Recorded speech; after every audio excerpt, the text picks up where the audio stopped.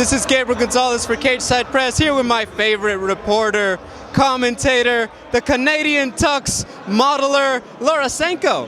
Laura, you know what? That Friday weigh-in show, safe to say you are the most popular champion on there, right?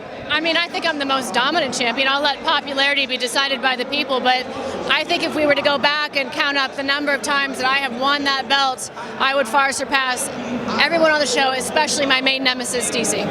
I'm just saying, I mean, he's fought John Jones, he's fought Stipe, but if you ask him, I would say that Laura Sanko is the new biggest rival of his career. Greatest rivalry in MMA, if you ask me, but that's because I'm a part of it. You know what, how can we put this year into words? Obviously now been commentating. I talked to John Anik. He told me, you know, I think we're going to be seeing Laura Sanko on pay-per-views sooner rather than later. Yeah, I have no official announcements as of yet, but I think there's a strong chance. Salt Lake City? Maybe not Salt. I will not be in Salt Lake City. I've got family vacation, but maybe shortly thereafter. Maybe. No news. No, just kidding. I can't wait for the announcement. I think a lot of us are.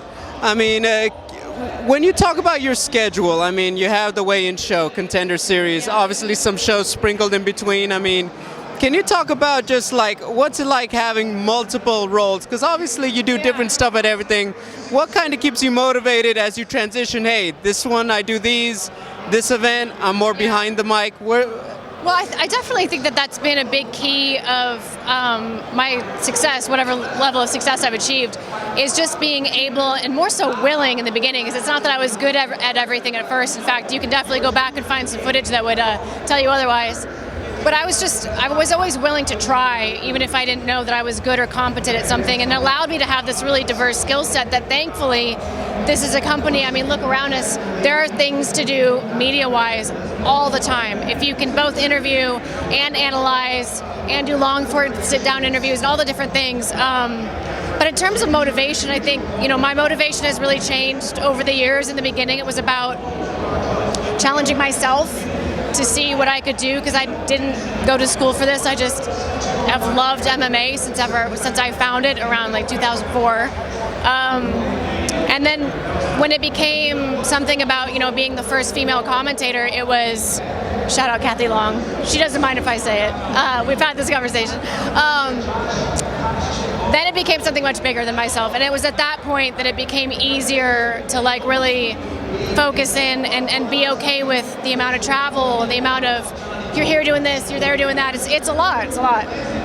Now, when I talked to John Anik, one of the things he really pointed out, your ability to break down Jiu Jitsu on the microphone, which I gotta say, you know, like, for someone who's really not, you know, I think I maybe rolled in a gi like twice in my life. I was an okay striker, just for the record, but your ability to break it down, I mean, be honest, do you listen to other people? Is this something you worked on, like, you know, off camera to really get that down?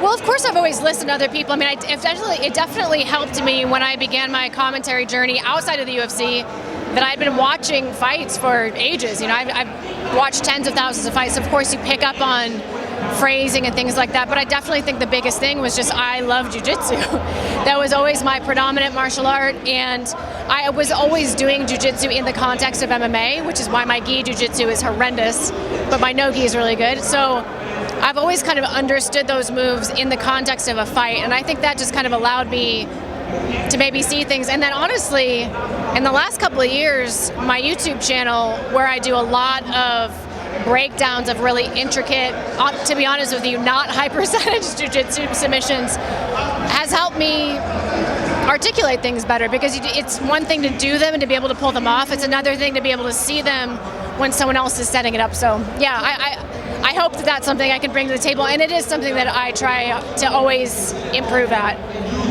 Final question, a sensitive subject, but we're friends. I hope you can appreciate me, you know, trying to get it out there. You've always been a long time, you know, proponent of your crew over there in Kansas City and Glory and everything. A lot of stuff has come out. I'm not going to rehash it. You know it. What is your statement or just comments on everything that's been going on? Because obviously a lot of headlines, a lot of opinions out there about everything. I don't really have a statement because so much of it doesn't really involve me, so I'm not going to comment on that. But there's a lot of good people in Kansas City. There's still a lot of good people in Kansas City, and I think that there are always lots of sides to every story, and the people that I know, all of them are good people. I appreciate that very much, Laura. I'd like to leave us on a good note. What is it going to feel like?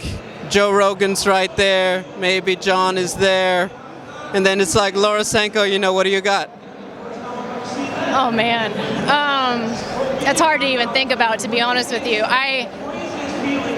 When I was trying to make the Contender Series leap happen, and I was, making, I know it sounds so cheesy, but like I made a vision board, and the images I used to create my vision board were like what would come to mind when I was trying to meditate on what I wanted, and manifest it. And I can see that image clear as day in my head, and to look over and see that in real life it's gonna be crazy. I better not freaking cry though. That'd be so embarrassing. Like the one time we bring a woman in and she's crying already. I promise I will not cry. I promise. Maybe after all. After what she went through, let her cry. Hey, that one gangster tear. You know what I mean? Just one single slow roll tear. Wipe it away. Get down to business. Laura, always a pleasure. Always fun. Keep killing it. You too.